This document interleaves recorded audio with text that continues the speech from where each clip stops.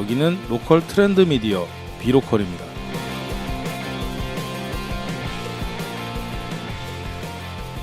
안녕하세요. 비로컬 편집장 윤준식입니다. 안녕하세요. 발행인 김혁주입니다. 오늘도 어김없이 저희가 있는 디에어에 또 한 분의 게스트를 모셨습니다. 안녕하세요. 킴프롭의 대표 유준상입니다. 반갑습니다. 와. 네, 반갑습니다. 저희 방송의 가장 열렬한 애청자이시기도 해요. 아, 네. 예, 치약 받으러 오신 거 아니에요? 네. 받고 가려고요.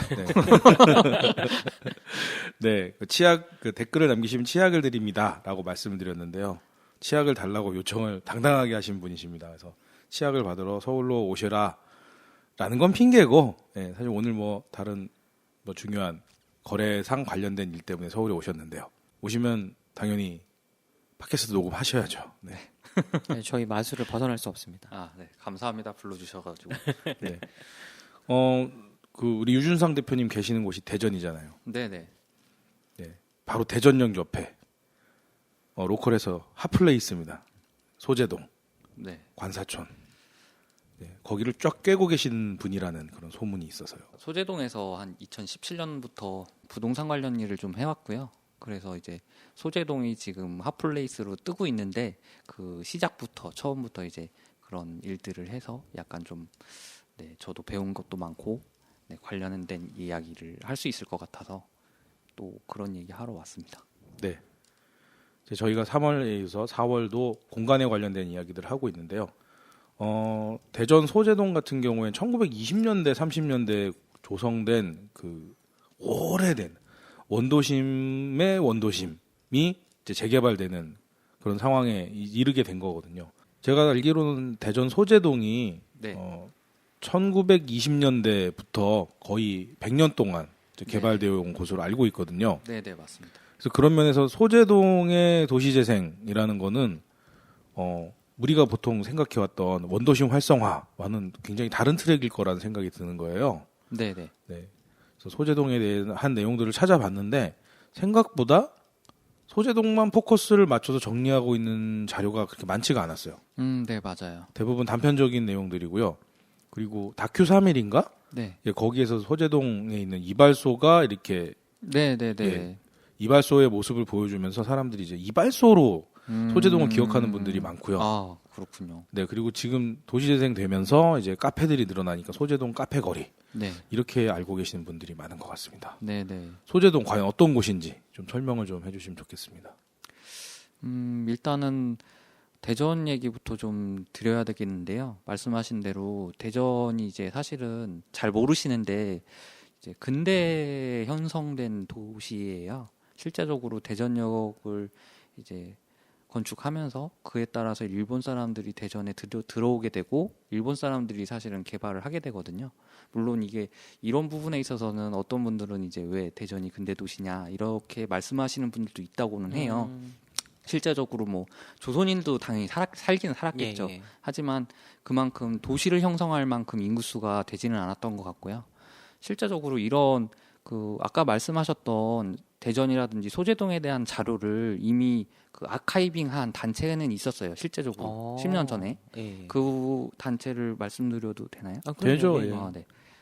그 단체가 이제 대전 근대 아카이빙 포럼이라는 몇 분의 이제 예술가도 계시고 또 학자도 계시고 이런 분들이 이제 지역에 뜻있는 분들이 결성하시는 그분들이 소재동에 먼저 가셔가지고 소재동에 남아있던 그 철도 관사를 중심으로 해서 대전의 역사에 대해서 이렇게 자료를 수집하시고 그거를 묶어서 자료집을 발간하신 것도 있는데 안타까운 건 그걸 이제 일반적으로 판매하는 서적으로 발간한 게 아니라 보고서 형식으로 이렇게 만들다 보니까 그 서적 자체가 지금 많이 남아있지는 않는 것 같더라고요. 안타깝네요. 네네. 진짜. 그래서 일반인들 분들이 그걸 보면 아무래도 대전에 특히 소재동의 역사에 대해서 더 자세하게 이해하실 수 있을 것 같은데 그 자료를 구하기가 조금 어려워가지고 네네 그런 상황입니다. 네, 구글링을 저도 여러 번 해봤는데요. 뭐가 없어요. 네. 되게 재밌는 건 뭐가 없는데 대전 하면 성심당 그랬잖아요. 근데 네네. 관련된 연관어에 이제 소재동이 떠요. 네네. 그래서 의미가 좀 커지고 있다. 네. 그런 느낌 드네요. 핫플레이스가 맞는 거죠. 그 대전역도 뒷골목에 있잖아요. 네, 맞아요. 사실은 이제 위치적으로 보면 대전역을 봤을 때 예전에 정문 쪽으로 봤을 때 그러니까 현재 은행동 방향, 성심당에 있는 은행동 네. 방향이 이제 서광장이라고 부르고요.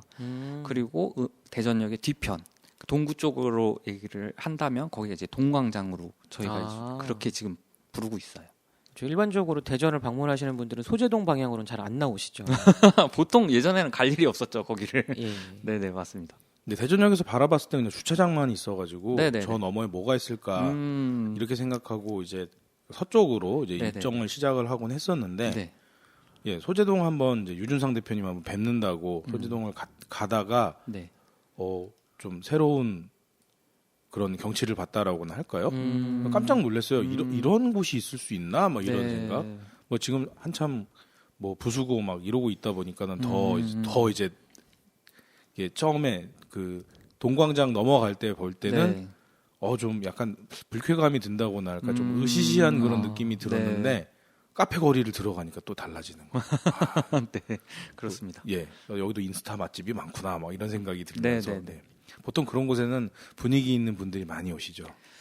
요즘에 젊은 분들이 특히 많이 찾아오시고요. 의외로 5, 60대 여성분들도 굉장히 많이 오시더라고요. 네. 소문이 퍼진 거군요. 네, 네, 네, 네. 그래서 좀 뭐랄까 그 문화적인 분들 사이에 이렇게 동참하는 그런 느낌이 좀 많이 들었죠. 맞아요. 힙스터들이 찾아오고 있다. 네, 네, 맞습니다. 네. 그래서 더더욱 소재동에 대해서 궁금해져서 뭐 구글링을 하면서 좀 많이 찾아봤는데 의외로 연구된거나 리포트들은 있는데 찾기가 어려워요. 5년 전에 소재동의 역사에 대해서 대전광역시 차원에서 책을 만들어서 낸 게 있는데 네. 이 또한 그 아까 말씀해주신 포럼에서 작업하신 것처럼 비매품 형태로 만들어서 어디로 살았는지 알 수가 없어요. 보통 보면은 이제 그런 정부 간행물들은 PDF화돼서 어딘가에 이제 저장이 돼 있는 경우가 많잖아요. 네, 예, 네, 네. 그조차도 없어요.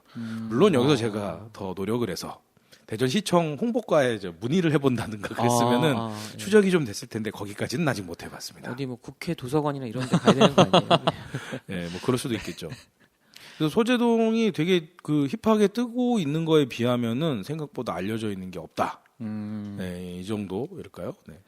사실은 저도 좀 안타까운 내용이긴 한데 사실 소재동에서 아까 말씀드린 대전 근대 아카이브 포럼뿐만 아니라 그와 동시에 생긴 이제 예술 단체가 있어요. 철도 관사촌 안쪽으로 해가지고 거기에 소재 창작촌이라는 지금도 활동하는 그쵸, 예술 그쵸. 단체가 있으시거든요. 그 단체 자체적으로도 그동안 계속 예술 문화 관련한 행사를 꾸준히 해오셨는데 예. 이제 좀 대중적으로는 아직 많이 알려지지를 않아서 그게 좀 안타깝긴 합니다. 실제로 지도를 보면서 찾아보니 소재동 동사무소는 없어요. 네.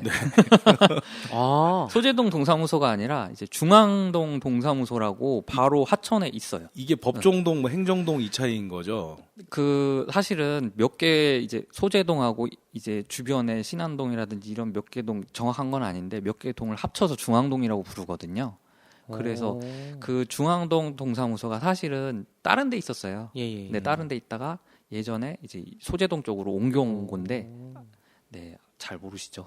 이게 거기랑 비슷한 거예요. 서울로 따지면 종로구랑 비슷한 건데 예. 종로구도 보면은 뭐 관수동, 관철동 뭐 이런 식으로 해서 이름이 되게 많고 예. 제가 법정동, 행정동 개념은 좀 헷갈리긴 한데요. 네네. 지도에 뒤져보면은 옛날 그 한 골목 정도를 동으로 구분해서 부르거든요. 예. 소재동도 제가 볼 때 소재동이라 부르는 옛날 마을, 옛날에 만들었던 동네들이 지금 현재 찾아보면 동사무소는 없는데 동 이름만 남아있는 곳들이 그런 거거든요. 그러니까 행정구역의 동이 아니라 원래 부르던 이름의 동. 네. 아. 지금 뭐 우리가 알고 있는 관수동, 관철동 여기가 지금 어디로 유명한 데들이냐면 청계천 변, 예. 그다음에 뭐 익선동 이런 데들도 보면 종로 3가역 뒤쪽 골 뭐 이런 데들 있잖아요. 이제 이런 형태. 즉 바꿔 말하면은 지금 소재동도 그 관철동, 관수동 이런 데와 궤를 같이 하는 역사성을 갖고 있는 것이 아니냐 이런 생각이 들어서 좀 역사를 잃는 것 같은 그런 아쉬움 때문에 좀 많이 검색을 많이 좀 해봤습니다. 그 어떤 의미에서는 땅 팠더니 나오는 역사의 흔적 같은 게 대전 역사 뒤편에 숨어 있다 이런 느낌도 좀 드네요. 네, 실제로 땅 파면은 그 소재동 역사가 나올 것 같은 게 소재동 이름이 원래 거기 있던 호수 이름이잖아요. 네, 맞아요. 소재호. 지금은 호수가 없는 거죠. 지금은 없어요. 좀, 네, 그것도 저도 나중에 알게 됐는데 그 부분이 되게 아쉽기는 하더라고요. 사실은 소재 방죽이라고 불리던 조선시대부터 소재 방죽이라고 방죽. 불리던 굉장히 예. 큰 아름다운 호수가 있었다고 그래요. 그 그 일대에. 예예예. 그 일대에 그리고 송시열 사당이라고 해서 송시열 예, 대학자께서 후세를 양성하던 사당도 그 소재호 근처에 있었고 오. 야, 방죽이란 단어 진짜 오래됐네. 와, 이게 지금 분위기가 갑자기 사극으로 가고 있는데. 네, 뭐 사극일 수도 있죠. 실제로 제가 검색 많이 해봤다고 그랬잖아요. 소재동의 소재호, 소재호의 이름이 왜 소재인가? 예, 뭐 유주얼 서스펙트에 나오는 카이조 소재 이런 건 당연히 아닌 거고요. 네, 오늘 저의 개그가 먹힌 것 같습니다. 선사시대 영화 이름이 나와서. 아, 예. 네, 실제로는 중국 송나라 시절에 도시 이름에서 따왔다. 송나라에서. 네네. 와. 왜 그 항저우 예예. 아시죠? 항저우가 2000년 넘은 도시인데 예, 여기가 예. 남송의 수도예요. 예. 예. 이게 남송이 되기 전에 우리가 어디서 주워 듣고 이름은 아는 소동파라고 하는 예예. 송나라 때 시인이 관리로 그 항저우의 자사를 지낸 적이 있거든요. 예예예. 이 역사로 점점 깊게 네. 들어가네. 그때 거기에서 그 만들었던 호수 이름이 소재호다. 아, 네. 항저우에 있는 네네네. 아. 그래서 거기서 따왔다. 또 이제 역사적으로 약간 조선시대 뭐 이렇게 오면서 여러 네. 가지 이유가 있었겠죠. 아, 네. 네. 실제로 그런 썰이 있다고 저도 들은 것 같아요. 네, 또 하나의 썰이 있습니다. 항저우가 우리가 좀 이해가 안 되신 분은 이렇게 생각해봐요. 상하이 옆이 항저우예요. 근데 상하이의 약 북서쪽에 있는 도시가 또 소주라고 있는데 예, 예, 수저우라고 알고 있죠. 우리는. 예예예. 소주의 소자를 따와갖고 소재호라는 이름을 지었다. 소주가 뭐 잘은 모르겠는데 거기가 경치가 아름다운 곳인가요? 예, 그래서 아름답다. 이곳이 아름다운 곳이다. 예, 이제 예. 문화적인 그러니까 소동파랑 관련된 거니까 문화적인 그런 아름다움을 가진 내적 가치를 부여한 거죠. 처음에 이 호수 이름에. 그럼 소재동이 뭐 단순히 대전 역사를 만들면서 대전역을 뭐 만들면서 만들어진 그런 역사는 또 아닌 거네요. 그렇죠. 그 전에도 네. 굉장히 오랫동안 사람들이 살고 있었다라는 얘기인 거죠. 그러니까 뭐 도시를 형성하진 않았지만 다만 경치가 아름다운 곳이었다. 네, 네, 네. 이렇게 볼 수 있는 거죠. 그걸 뭉개고 이제 그 위에 철도 관사촌을 네, 뭐 이런 게 나오고. 지었고. 그래서 그 같은 얘기인데 소재동 그러는데 분명히 그 일제 시대 때는 관사촌이라고 불렀을 거라고요. 지금도 예, 관사촌이라는 이름을 부르니까. 그러니까 소재동을 접근할 때 관사촌이라는 이름으로 접근을 하느냐, 아. 소재동으로 접근을 하냐에 따라서 그 궤가 달라질 수 있다. 그러게요. 이렇게 보는 거죠. 문이 두 개네요. 소재호로 들어가면 좀 아름다운 것이고 네. 관사촌 하면 가슴 아픈 역사가 좀 담겨 있는 곳이고 그렇게 될 수도 있겠네요. 이제 말씀하신 대로 그런 부분이 있어요. 그래서 사람들이 어떤 분들은 그러시더라고요. 이제 아니 일제 시대의 잔재를 왜 남겨야 되느냐. 그렇게 접근하면 이제 그런 시각이 맞긴 예, 한데 예. 실제로 광복 이후에 우리나라의 철도역에서 근무하셨던 예, 예. 공무원분들이 사실은 그 철도관사 들어가서 사셨어요.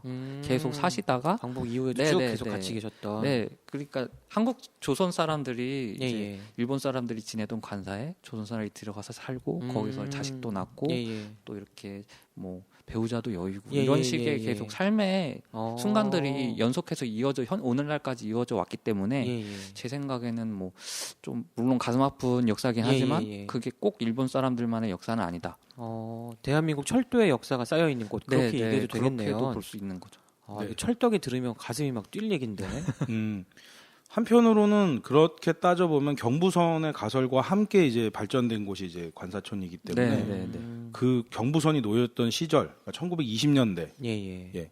1920년대가 또 우리 뭐 중고등학교 때 한국 근대 소설 매가지고 무슨 뭐 각종 사조 외우고 막 무슨 문인 집단들 외우고 뭐 책 제목 외우고 그러던 시절이잖아요. 저는 깜짝 놀란 게 1920년대 중고등학생이셨다고 말씀하시는 줄 알고. 아마 그 당시에 제가 중고등학생이었으면 지금 장수하며 살기. 아, 네, 이거 타임슬립도 아니고 산삼으로 깍두기를 만들어 먹고 이러기 전에 말이 좀 급하게 나오다 보니 그렇게 전달이 됐는데요. 여튼 그 시절에 뭐 경성이었죠. 그 당시에는 서울도 그때 당시에 이제 익선동이나 이런 데들의 예. 예, 건축이 한참 이루어지던 때였습니다. 아, 이 모던보이 모던걸 시절 때 네네네, 나오네요. 네. 예. 그래서 어떤 면에서는 지금은 제가 대전 사람에게 잘 모르겠지만은 아마 전국에 있는 다른 그러니까 서울이 아닌 다른 지방에 계시는 분들 중에서 서울에 발전되어지는 문물을 가장 빨리 받아들인 곳 중 하나가 아니었을까. 바로 들어오는군요. 네, 저희 로컬 다니면서 이야기 들으면 그잖아요. 부산에 계시는 분들이 갖는 부심과 예. 인천에 계시는 분들이 갖는 부심이 있는데 그렇죠. 개항 뭐 이런 예, 얘기가. 모든 물자나 뭐 문화, 문물은 다 우리를 통해 들어온다 이런 부심이 있었잖아요. 그렇죠. 자, 근데 그게 철도가 건설이 되고 나서 내륙 지방으로 들어가게 되는데 물론 일본 사람들이 한국의 그 자산을 수탈하기 위해서 만든 거라고는 하지만 예. 어쨌든 간에 그렇게 만들어진 교통망의 수혜를 보지 예. 않았지는 않았을 거다. 뭐 이거 말이 좀 이상하다. 그러니까 사람도 어쨌든, 뭐 많이 왔다 갔다 하고 네네네. 문화도 왔다 갔다 했겠네요. 네. 네. 일본 사람들이 와서 도시를 건설을 하고 예. 또 그 도시 건설을 하게 되면서 거기에 대한 편의 시설들을 넣었기 때문에 아마 좀 개화라는 면에서는 굉장히 빨리 되지 않았을까 뭐 이런 생각도 좀 들어요. 여전히 그 시대의 건물이 남아 있는 거죠, 소재동에. 많이 남아있지는 않고요. 사실 그 시대에 지어졌던 건물 이제 관사 아까 예, 계속 예. 말씀하셨던 관사만 지금 소재동에 한 40여 채 남아있는 걸로 그렇게 맞네요, 알고 있고 40여 채. 40여 채나 남아있네. 네, 이제 그 일제 시대 때 일본 그냥 그 공무원이 아닌 예, 일본 예. 사람들이 지었던 건물들은 사실은 거의 남아있지는 않아요. 적산 가옥들은 네, 그 주택 형태는 거의 남아있지 예, 예. 않고요. 이제 그 틀만 남아있는 건가요? 동구 쪽 말고 저쪽으로 이제 중구 쪽으로 해가지고 예, 예. 옛날 뭐 주식회사 주식척산은행인가 예, 이런 거 이런 건물들 근대 건물들 몇 개는 이렇게 아직은 남아 있어요. 그럼 지금 개발된 소재동은 거기랑 겹쳐 있는 건가요? 아니요, 지리적으로 좀 떨어져 있고요. 소재동 탐방을 뭐 유준산 대표님 안내로 저희도 한번 갔다 오긴 했잖아요. 네. 근데 제가 계속 갖고 있는 의문점이 뭐냐면 아니 왜 그 소재동이 그동안 개발이 안 됐을까? 그 해방 후로만 놓고 봐도 벌써 몇 년이에요? 70년 넘게 개발이 안 된 거잖아요. 네. 아직도 그 관사가 40채나 남아 있다. 그 40채는 거의 뭐 100년 길게 보면 100년이고 네. 짧게 보면 70년 동안 네. 재건축이라든가 뭐 재개발이라든가 이런 게 되질 않았던 네, 거잖아요. 네, 이유가 있을 것 같아요. 뭐 저도 나이가 그렇게 많지는 않기 때문에 정확한 예. 당시에 이제 제 아버지 때 나이 때의 대전역의 모습은 그렇게 많이 기억은 하지는 못하고요. 대전역 주변이 굉장히 부유촌이었대요. 실제적으로 잘 사는 사람들이 살던 동네였던 거죠. 예. 거기가 뭐 그렇게 지금의 모습을 상상하시면 안 되고 그때 당시에는 굉장히 사람의 유동 인구도 많았고 예. 잘 사는 사람들이 위주로 살던 동네였는데 이제 거의 모든 도시들이 그렇지만 그 원도심을 주변으로 해갖고 주변으로 계속 신도심들이 생기잖아요. 예. 특히 대전 같은 경우는 그 둔산동이 개발되면서 예. 이 동구 쪽에 원도심에 사시던 분들이 많이 이사를 가셨다고 하더라고요. 그쪽으로. 신도시가 있고. 네. 예. 그런 식으로 계속 여기서 사시던 분들이 빠져나가고 하다 보니까 이 원도심이 점점 공동화되고 예. 점점 잊혀진 그런 상황이 됐던 것 같아요. 아, 그럼 시간이 멈춰버렸던 거네요. 그렇죠. 근데 특히 지금은 대전역 밑에 지하 차도가 있어서 예. 동서간통로라고 하는데 예. 그게 있어갖고 차량의 이동이 많은데 예. 사실은 이게 제가 아마 제 기억으로는 중학교 때 그때 정도의 개통을 했던 것 같아요. 그 동서간통로가. 그러니까 그 전에는 대전역 근방으로 해가지고는 이쪽으로 왔다 갔다 할 수가 없었던 거예요. 지리적으로도. 예. 그러니까 한참 돌아서 이렇게 순환하듯이 이렇게. 그러니까 철도 위주의 동선이 짜져 있어서 그렇죠. 접근성이 좀 떨어져서 숨어 있었던 네, 이유고. 그래서 더 이 대전역 뒤쪽에 지금 아. 철도 간사촌이었던 그 예. 지역이 더 낙후될 수밖에 없었고 차후에 이제 대전시 자체적으로도 원도심이 계속 낙후되니까 실제적으로는 도시계획을 세웠어요. 예. 10년 전에 뭐 도시계획 이렇게 세워가지고 여기를 재개발하겠다는 이제 대전 역세권 개발 계획 같은 거를 세웠는데 예. 뭐 리먼 쇼크나 이런 것들 때문에 계속 특히 대전은 소비 도시지 예. 여기가 어떤 제조업이 막 발달하거나 이러는 생산 도시가 아니거든요. 그러다 보니까 이건 좀 어떻게 생각하실지 모르겠지만 대전시 자체적으로는 재원이 그렇게 넉넉하진 않았던 것 같아요. 혹은 외부에서 투자를 하기에도 애매한. 네, 그렇죠. 뭔가 여기에다 투자해서 그만큼의 이제 수익이나 이윤을 얻는다는 보장이 없으니까. 예. 그러다 보니까 재개발 계획이 계속 뭐 이렇게 지연되고 하다 예. 보니까 결국에는 오늘날까지 그게 왔어요. 예. 그 상태로. 그러니까 한마디로 시간이 멈춘 상태로 2020년까지 온 겁니다. 거의 냉동인간급. 네. 실제로는 그렇게 돼 있던 거죠. 자, 그래서 그 소재동에서 네. 그 부동산과 관련된 업무들을 많이 하셨잖아요. 네네. 근데 보통 우리가 생각하는 부동산 중개인 하면은 이제 부동산 그 뭐예요? 그 방 내놓고 집 네네. 내놓고 뭐 네. 사무실 내놓고 이런 분들과 찾는 분들 중개해 주는 정도만 생각을 했는데 네네. 사실 대표님이 로컬 쪽으로 관심을 갖고 로컬에 와서 네. 많은 분들을 상담하게 된 내용은 사실 그런 단순 업무만으로 이야기되는 건 아니었잖아요. 혹시 소재동에서 경험하셨던 어떤 특별한 경험이 로컬과 로컬 크리에이터들하고 협업하고 그들을 대상으로 한 어떤 서비스를 만드는데 영향을 끼친 건 아닌 건지. 맞습니다. 실제적으로 제가 지금 부동산을 사실은 9년 차를 하고 있는데 9년 되셨고. 네네. 예. 자격증을 딴 거는 2010년에 땄고요. 예. 거의 일 시작한 거는 바로 시작했으니까 2011년부터 부동산 중개업을 지금까지 하고 있어요. 예. 그런데 2017년 전까지는 사실은 일반적인 그 부동산 공인중개사들이 하는 평범한 업무에서 크게 벗어나지는 않았거든요. 예. 그런데 2017년 정도에 이제 서울에서 로컬 크리에이터 한 분이 소재동으로 내려오시면서 예. 이제 말씀하셨던 것처럼 그 지역에 있는 자산을 이용해 가지고 어떤 개발을 하고 싶어 하시는 그런 과정 속에서 예. 뭐 제가 뭐 할 수 있는 부동산 관련 업무를 한 거죠, 저는. 근데 이제 거기서 어떤 영감을 개인적으로 좀 받았고요. 네네. 그 로컬 크리에이터로부터 예. 좀 나는 저 사람하고 뭔가 다르구나 이런 생각을 하게 된 거예요, 사실은. 지금 그때 당시엔 잘 몰랐는데 예. 지금 생각해 보니까 저 사람이 가졌던 창의성이라든지 사업성 같은 거를 저는 모르고 살았던 거예요. 새로운 세계를 보신 거군요. 네네네. 그랬던 거죠. 이제 그래서 저도 이제 좀 알고 싶다 그런 예, 세계에 예. 대해서. 그래서 조금씩 알아가고 배우다 보니까 이렇게 된 것 같습니다. 저는 말씀해 주신 게 좀 흥미로운 게 네. 로컬 크리에이터는 어디 가서 찾나요라는 얘기들 질문 되게 많이 받거든요. 네네. 근데 저는 일종의 그 전염성이 있다는 말씀을 많이 드려요. 도제식 비슷한 거잖아요. 네네네. 로컬 크리에이터 주변 사람들이 항상 영향을 받고 크루가 되더라고요. 근처에 같이 모여 있고 일도 교환하고 친구가 되는데 그러다 보면 자기도 모르게 로컬 크리에이터가 돼 있는 분들이 계세요. 유준상 대표님이 약간 그런 말씀을 해주신 게 아닐까 합니다. 네, 저도 도제식 교육을 받았으면 좋았을 텐데. 거래하러 다니시면서 도제식 교육 받으신 거 아닌가요? 네, 이렇게 곁눈질로 본 거죠. 어찌 보면은 한국에 처음으로 성경이 전래됐을 때 초기 한국의 개신교인과 같은 그런 모습이 아닐까. 저 전도자를 만난 후에 네. 저 도가 무엇일까 궁금해서 네, 책을 보며 그 한국의 고유한 문화죠. 그 가톨릭 신부분이 선교하러 한국에 왔는데 이미 수입해서 책을 읽고 있더라. 이런 재밌는 상황들이죠. 네. 그래서 아마 로컬 크리에이터로서 뭔가 도제식 교육을 받기 이전에 이미 로컬을 파고 공부하고 그렇죠. 아무래도 지역 내에서 여러 가지 상황들을 마주하신 경험과 또 로컬 크리에이터라고 정의된 분을 만난 크리에이티브가 서로 만나서 좀 새로운 상황들을 알게 되신 것 같아요. 네. 아마 내년쯤 되면은 저는 책으로 배웠어요 이런 분이 나오지 않을까요? 로컬 크리에이터를요? 네네네. 책으로 배웠어요 이런 분이 나오고 네. 그러게요. 글로 예.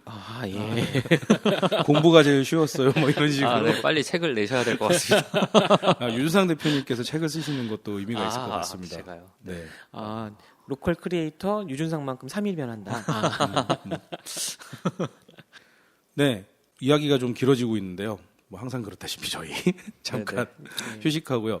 2부 순서에서 좀 소재동에 개발되어지는 과정에 대해서 좀 더 이야기를 나눠봤으면 좋겠습니다. 네.